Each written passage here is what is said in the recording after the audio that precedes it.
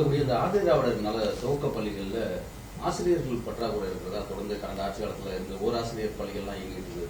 இந்த காஞ்சிபுரம் மாவட்டம் அந்த வாலாஜாபாத் உள்ள இருக்கிற ஆசூர்ன்ற ஒரு கிராமத்திலாம் கூட இருந்தது. இப்போ அதெல்லாம் தீர்க்கப்பட்டிருக்கா இல்லை அது சம்பந்தமா என்ன நடவடிக்கை எடுக்கப்பட்டிருக்கா? அந்த ஓராசிரியர் பள்ளிகள்லாம் ஈராசிரியர் பள்ளிகள் மாற்றப்பட்டிருக்கா நீங்க வந்ததுக்கு பிறகு?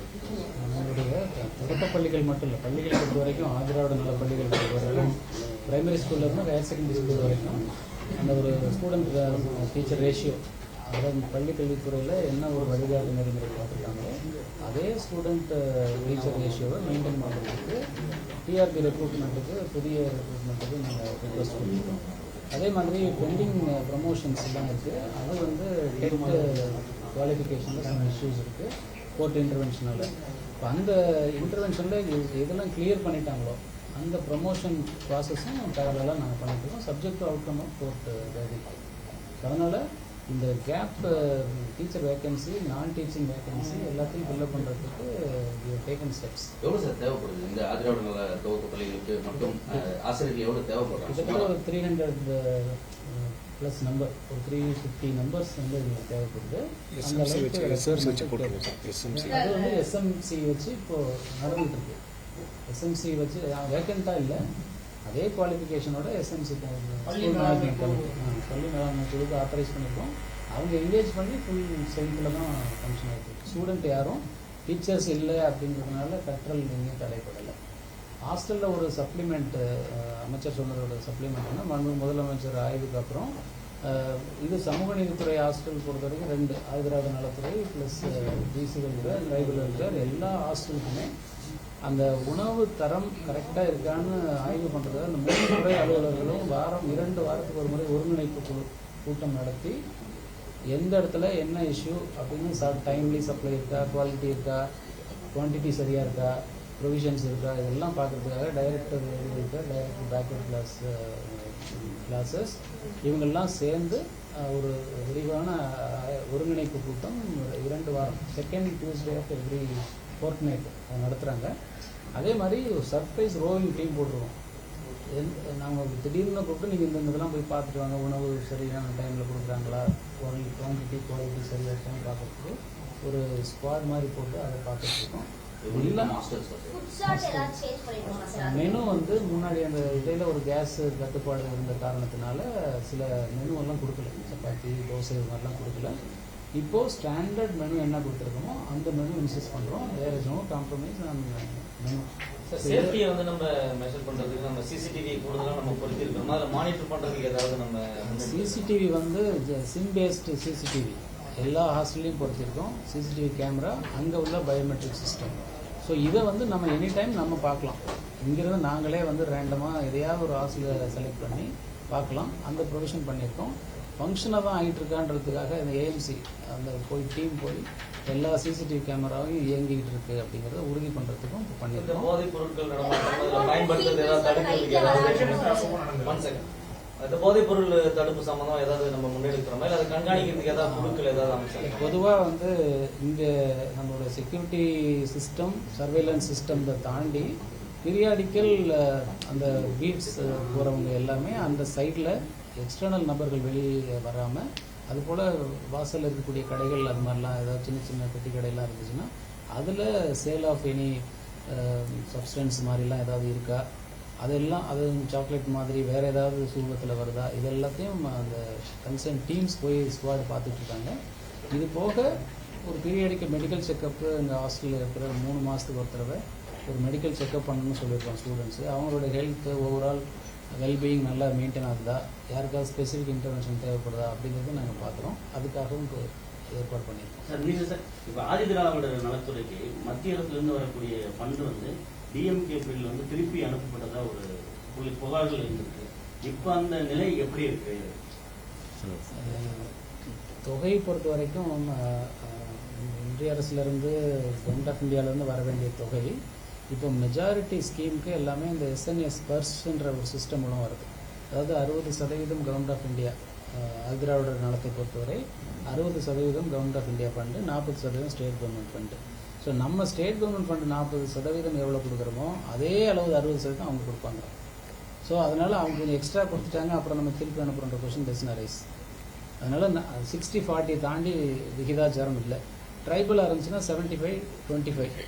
ஸோ கரெக்டாக அவங்க 75 தான் கொடுப்பாங்க, நம்ம 25 தான் கொடுக்க முடியும். நம்ம ஸ்டேட் கவர்மெண்ட் வந்து டாப் அப் பண்ணலாம். நாங்கள் வந்து எக்ஸ்ட்ரா பசங்களுக்கு கொடுக்குறோம், அதனால் நாங்கள் கூடுதலாக கொடுப்போம் அப்படின்னு சொல்லி இப்போ கன்வெர்டட் ஆதிதிராவிட கிறிஸ்டியன் ஆதிதிராவிடர்களுக்கு வந்து நம்ம ஸ்டேட் கவர்மெண்ட் கொடுப்போம். கவர்மெண்ட் ஆஃப் இந்தியாவில் அதுக்கு இருக்காது, அதை ஸ்டேட் கவர்மெண்ட்டு பேர் பண்ணிக்கும். அதனால் கவர்மெண்ட் ஆஃப் இந்தியாவிலேருந்து கொடுத்த பணம் அன்ஸ்பெண்டாக திரும்பி போகுதுன்ற கொஸ்டின் இஸ் நைஸ். ஆவண கொலை அதுக்கான ஒரு சட்டத்தை வந்து விரைவில் இருக்குன்னா காலதாமதமாகும். தென் மாநிலங்கள்ல, அதாவது தென் மாவட்டங்கள்ல இது இந்த ஒரு 3-4 மாதங்களா கொஞ்சம் அதிகரிச்சிருக்கு. அதுக்கு நீங்க என்ன மாதிரியான நடவடிக்கை இப்ப தற்காலிகமா எடுத்து போறீங்க இந்த துறை சார்பாக? இல்லை, உடனடியாக வந்து ஏற்கனவே நாங்கள் வந்து சொல்லியிருக்கோம். இப்போ சமீபத்தில் கூட நான் வந்து கவின் ஆணவ படுகொலை நடந்த பிறகு 1ஆம் ஆண்டு நிகழ்ச்சி நான் கலந்துட்டு வந்தேன். தென் மாவட்டங்களில் அது ஒரு சமூக நல்லிணக்க கூட்டங்கள் நடத்துறது, இன்னும் கூடுதலாக வந்து அதாவது இது தொடர்பாக செயல்படுறவங்க, இந்த மாதிரி படுகொலையில் ஈடுபடுகிறவர்கள், இவர்களை வந்து எந்த விதமான தகுதாட்சியம் இல்லை, எல்லாரையும் கைது பண்ணுங்க அப்படின்னு சொல்லி அரசு வந்து கடுமையான நடவடிக்கை எடுத்துட்டு இது ஒரு பக்கம். ஆனால் இது தொடர்பான முழுமையான இந்த சட்டத்தை கொண்டு வருவது மூலமாக தான் இதை கட்டுப்படுத்த முடியும். நாங்கள் வந்து எங்கள் துறை ரீதியாக இப்போ என்னென்னா அந்த பகுதியில் வந்து ஒரு சென்ட்ரு, அதை எப்படி வந்து நாங்கள் வந்து அவர்களுக்கு வேலைவாய்ப்பை எப்படி உருவாக்குறது, என்ன மாதிரி அதை டைவெர்ட் பண்ணுறது அந்த இளைஞர்கள் அப்படிங்கிற குறித்து வந்து நாங்கள் வந்து ஆலோசனை செஞ்சு அதை செயல்படுத்துகிற இடத்துல நாங்கள் வந்து தீவிரப்படுத்திக்கிட்டு இருக்கோம். அதனால் கட்டாயம் இந்த பட்ஜெட்லேயே வந்து அதற்கான அறிவிப்புகளும் வந்து இன்னைக்கு அது தொடர்பான மீட்டிங் தான் இன்னைக்கு நடந்தது. இன்னைக்கு வந்து எங்கள் ஒரு ஐஜி எல்லாமே வந்துருக்காங்க, ஹோம் செக்ரட்டரி தலைமையில் இன்னைக்கு நடந்த மீட்டிங் அது தொடர்பான மீட்டிங் தான். எப்படி வந்து அந்த சட்டத்தை எப்படி வந்து இம்ப்ளிமெண்ட் பண்ணுறது, எப்படி எஸ்சிஎஸ்டி ஆக்டை வந்து என்ன மாதிரி வந்து அணுகிறது, அதில் போடுற வழக்கறிஞர்கள் அதை எப்படி நடத்துறது, எம்எஃப் இல்லாமல் எப்படி நடத்துறது, எப்படி கன்விக்ஷனை கூட்டுறது, இதில் நாங்கள் வந்து கவனம் செலுத்தோம். இது வெறுமனே வந்து சட்டத்தின் அடிப்படையில் இல்லைனா வந்து ஏதோ ஃபார்மாலிட்டிஸ் அப்படிங்கிறது இல்லாமல் இது ஒரு முழுமையாக இது எப்படி செயல்படுத்தி வெற்றி பெறுறது அப்படிங்கிற அடிப்படையில் நம்ம அதுக்காக தான் இந்த இன்னைக்கு நடந்த கூட்டம் நடந்தது.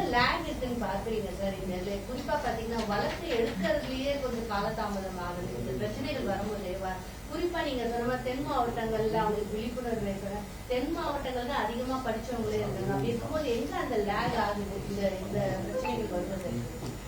இல்லை, அது பல்வேறு காரணிகள்.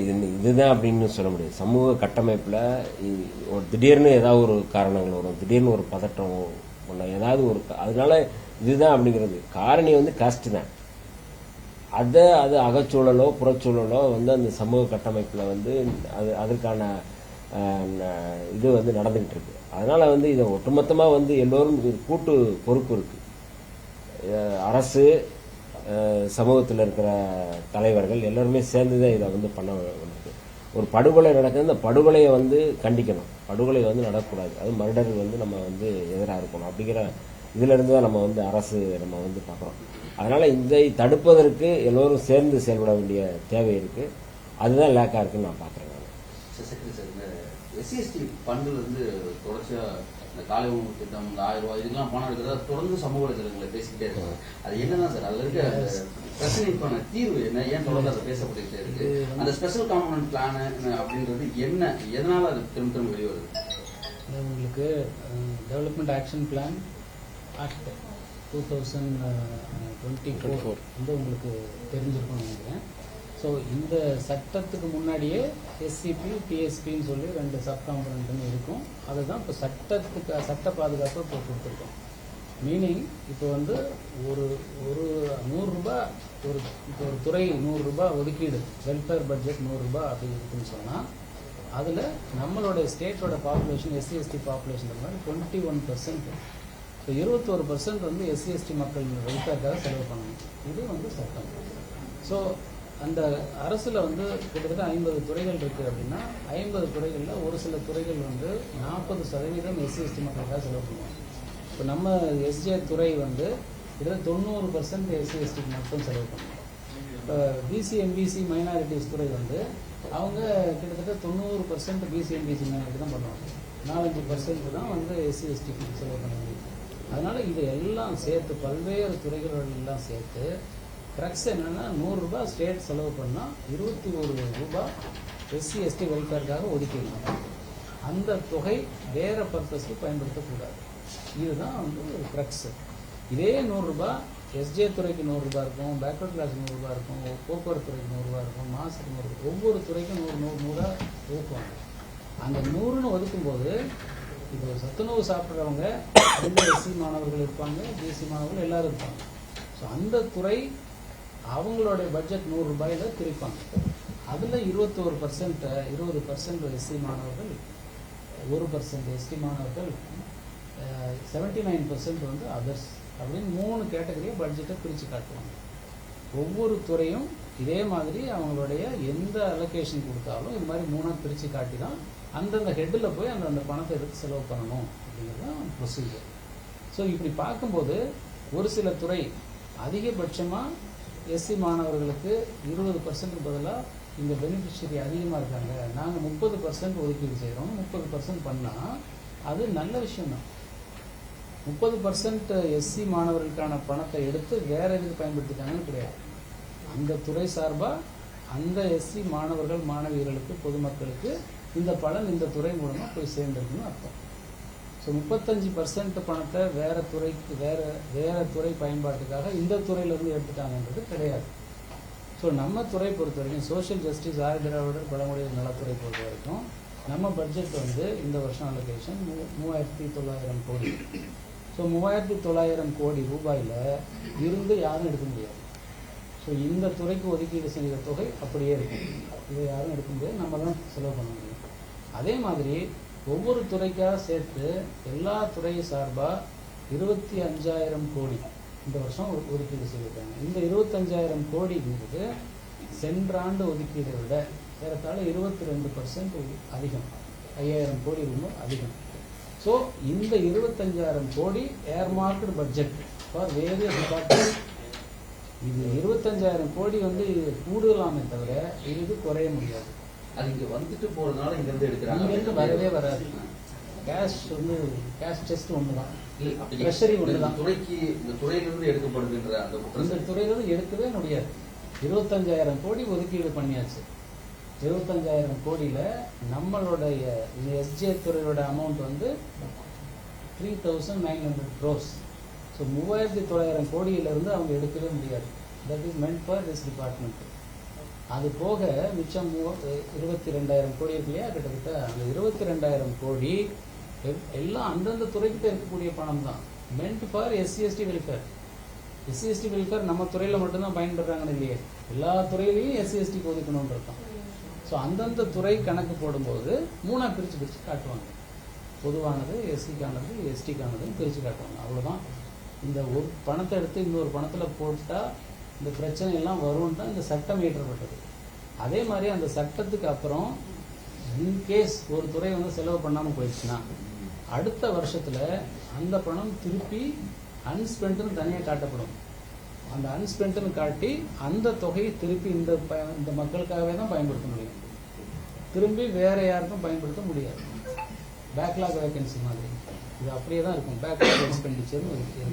சார், நம்ம டிபார்ட்மெண்ட்ல கார்ட்கோ லோன்ஸ் நம்ம கொடுத்துட்டே இருக்கோம். அது இன்னும் கொஞ்சம் ஈஸி ஆக்சஸ் பண்றதுக்கு ஏதாச்சும் நம்ம இந்த மானிய கோரிக்கை ஒர்க் அவுட் பண்ணிட்டு இருக்கோம். பட்ஜெட்டுக்கு அப்புறம்